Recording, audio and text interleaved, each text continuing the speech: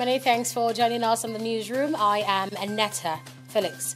The National Council of State has approved 27,000 naira as the minimum wage for the country.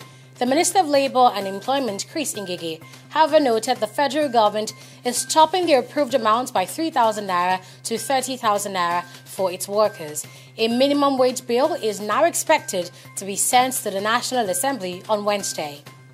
The Code of Conduct Tribunal (CCT) has rejected the order of the Federal High Court and the National Industrial Court to suspend the trial of the Chief Justice of Nigeria, Walter Onnoghen. The CCT chairman, Danladi Umar, says the ruling of both courts is not binding on the tribunal and ruled that all injunctions from the federal court is null and void and of no effect.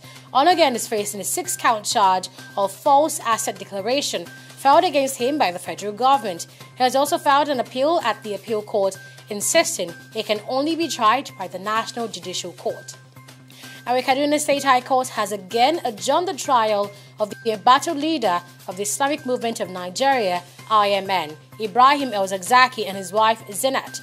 At the resumed hearing, the prosecuting counsel, Bayero Debri, said the presiding judge again adjourned the trial to March 25, 2019 to enable El-Zakzaky and his wife get proper medical attention. The House of Representatives has stepped down the second reading of the 2019 appropriation bill for the second time. This is to enable members to properly study the bill before the commencement of the debate on it. The second reading will now take place on January 23, 2019. And on the wider African front, Zimbabwean President Emmerson Mnangagwa has promised to investigate a brutal crackdown by security forces on anti-government protesters. Lawyers and activists say police and soldiers have killed at least a dozen people, wounded scores and arrested hundreds since demonstrations began 9 days ago following a hike in the price of fuel. Zimbabwe's Human Rights Commission, ZHRC, accused security forces of systematic torture. In his first public comment since cutting short a foreign trip, Mnangagwa said violence by security forces was unacceptable and a betrayal of the new Zimbabwe.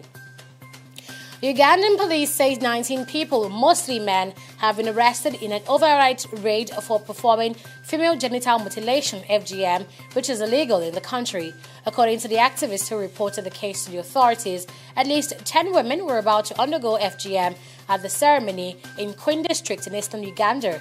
Police are saying they're trying to find the women. And in sports, Cristiano Ronaldo has pleaded guilty to tax charges relating to his time at Real Madrid and accepted a suspended prison sentence.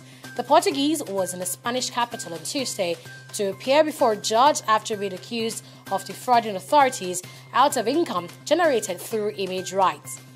Rafael Nadal overcame American youngster Francis Tiafoe in straight sets 6-3, 6-4, 6-2 to book his place in the last four of the Australian Open.